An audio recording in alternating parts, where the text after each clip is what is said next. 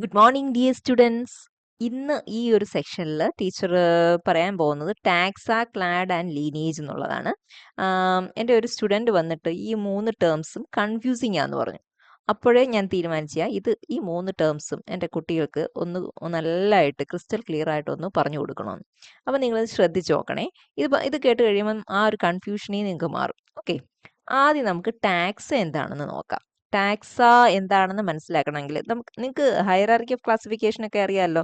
ഇതിലെ ഓരോ ലെവൽ എന്ന് പറയുന്നത് ഓരോ ടാക്സയാണ് ഇല്ലേ? Kingdom, phylum, class, order, family, genus, species ഇതെല്ലാം ഓരോ ടാക്സുകളാണ്. അപ്പൊ ടാക്സ് എന്ന് പറഞ്ഞു കഴിഞ്ഞാൽ ഇത്രയേ ഉള്ളൂ, ഗ്രൂപ്പ് ഓഫ് ഓർഗാനിസംസ് ആണ്. അപ്പൊ ഇവരെ നോക്കിക്കഴിഞ്ഞു കഴിഞ്ഞാൽ ഇവർ ചില ബയോളജിക്കൽ ക്യാരക്ടേഴ്സ് കോമൺ ആയിട്ട് ഷെയർ ചെയ്യും ഒരേപോലെ. ചില ബയോളജിക്കൽ ക്യാരക്ടർ എടുത്തു കഴിഞ്ഞാൽ ആ ക്യാരക്ടർ വൈസ് ഇവർ സെയിം ആയിരിക്കും, ഒരേ സ്വഭാവം, ചില ക്യാരക്ടേഴ്സ് വൈസ്. അങ്ങനെയുള്ള ഗ്രൂപ്പ് ഓഫ് ഓർഗാനിസംസ് ആണ് ഒരു ടാക്സയിൽ ഉൾപ്പെടുത്തുന്നത്. മനസ്സിലായോ? അതൊന്നുകൂടെ നിങ്ങൾക്ക് മനസ്സിലാക്കി തരാം. ബേർഡ്സ് എന്ന് വെച്ച് കഴിഞ്ഞാൽ അതിന് കോമൺ ആയിട്ട് കുറേ ക്യാരക്ടേഴ്സ് ഉണ്ടല്ലോ, കുറേ ബയോളജിക്കൽ ക്യാരക്ടേഴ്സ് ഉണ്ട് അല്ലേ? ഈ ബേർഡ്സ് ഉൾപ്പെടുത്തിയിട്ടുള്ള ക്ലാസ് ഏതാണ്? ബേർഡ്സിൻ്റെത് ഏവ്സ് എന്ന് പറയുന്ന ക്ലാസ് ആണ് അല്ലേ? ഏവ്സ് എന്ന് പറയുന്ന ക്ലാസ്സിനകത്തല്ലേ വരുന്നത്. ഈ ക്ലാസ് എന്ന് പറയുന്നത് ഒരു ടാക്സ് അല്ലേ? ടാക്സയാണ്. ഓക്കെ, അപ്പൊ ഈ ക്ലാസ് എന്ന് പറയുന്നത് ഒരു ടാക്സയാണ്. അപ്പൊ ബേർഡ്സ് എന്ന് പറയുന്നത് ഏവ്സ് എന്ന് പറയുന്ന ക്ലാസ്സിലാണ് വരുന്നത്. അതൊരു ടാക്സയാണ്. ഇനി നമുക്ക് ക്രോക്കോഡൈൽസിനെ എടുത്തു നോക്കാം. ക്രോക്കോഡൈൽസിനെ എടുത്തു നോക്കി കഴിഞ്ഞാൽ ഇതിന്റെ ക്ലാസ് ഏതാ? റെപ്റ്റീലിയ അല്ലേ? റെപ്റ്റീലിയക്കകത്ത് വരും. ഇത് വേറൊരു ക്ലാസ് ആണ് അല്ലേ? ഇത് വേറൊരു ക്ലാസ് ആണ്. ഈ ക്ലാസ് എന്താണ്? ഒരു ടാക്സ് അല്ലേ? അപ്പം ഇതും ഒരു ടാക്സാ. അതായത് ഏവ്സ് എന്ന് പറയുന്ന ക്ലാസ്സും ഒരു ടാക്സിയാണ്, റെപ്റ്റീലിയ എന്ന് പറയുന്ന ക്ലാസ്സും വേറൊരു ടാക്സയാണ്. പക്ഷെ അപ്പം ഈ രണ്ട് ടാക്സയിൽ ഉൾപ്പെടുത്തിയിട്ടുള്ള ഓർഗാനിസംസ് ഡിഫറെൻ്റ് ആണ് അല്ലേ?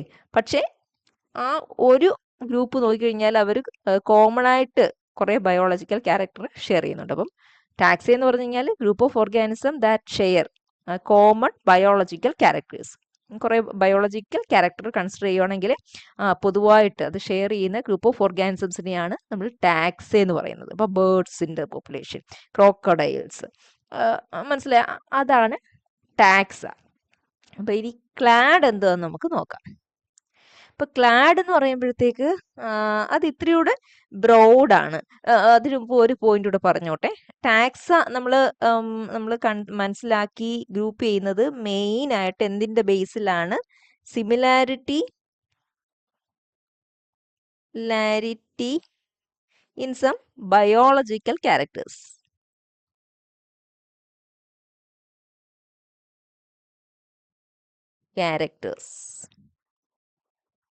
അല്ലേ?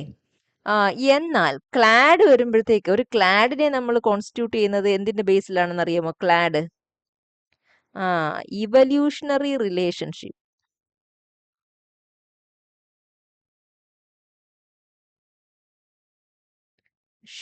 വെച്ചിട്ടാണ് നമ്മളൊരു ക്ലാഡ് ഫോം ചെയ്യുന്നത്. അപ്പോൾ ആ ഒരു ക്ലാഡ് എടുത്തു കഴിഞ്ഞ് കഴിഞ്ഞാൽ എന്താണ്? ഒരു കോമൺ ആയിട്ടൊരു ആൻസിസ്റ്റർ ഉണ്ടായിരിക്കും. അതിനോടൊപ്പം തന്നെ അതിൽ നിന്ന് ഉണ്ടായിട്ടുള്ള എല്ലാ ഡിസെൻഡൻസും, അതിൽ നിന്ന് വന്നിട്ടുള്ള എല്ലാ ജീവവർഗങ്ങളും കൂടെ ചേർന്ന് തന്നെയാണ് ക്ലാഡ്.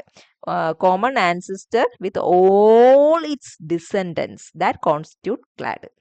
മനസ്സിലായോ? അത്രേ ഉള്ളൂ.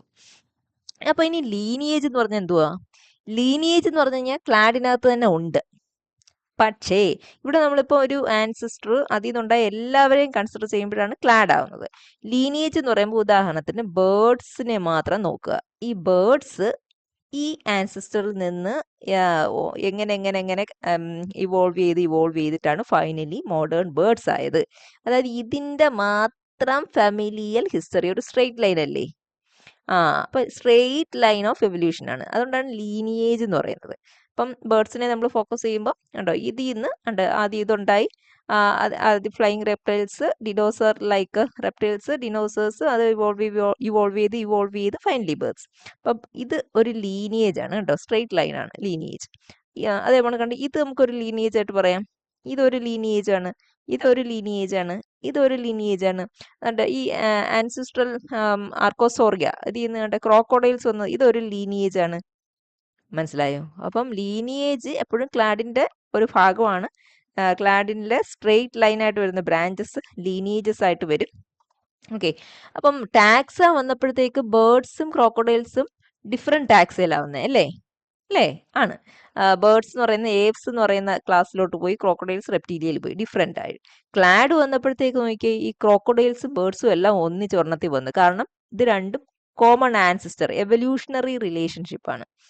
ലീനിയേജ് വന്നപ്പോൾ നോക്കിയേ, ലീനിയേജ് വന്നപ്പോഴത്തേക്ക് സ്ട്രെയിറ്റ് ലൈൻ അല്ലെങ്കിൽ it focus on A particular group only. എന്നിട്ട് അതിൻ്റെ ലീനിയേജ്, അതിൻ്റെ ഇവല്യൂഷണറി ഹിസ്റ്ററിയാണ്. വളരെ സിമ്പിളായിട്ട് നോക്കുകയാണെങ്കിൽ നമ്മൾ ചിമ്പാൻസിയിൽ നമ്മൾ എങ്ങനെ ഇവോൾവ് ചെയ്തു, അത് നമ്മുടെ ലീനിയേജ് ആണ്. അപ്പോൾ മനസ്സിലായല്ലോ, ആ 3 ടേംസ് തമ്മിലുള്ള ഡിഫറൻസ് ഇപ്പം നല്ല വ്യക്തമായിട്ട് ക്ലിയർ ആയിട്ടുണ്ടെന്നാണ് തോന്നുന്നത്. അപ്പോൾ thank you. I'm an icon, man. And my girl about a 10. I should fuck her in the Benz.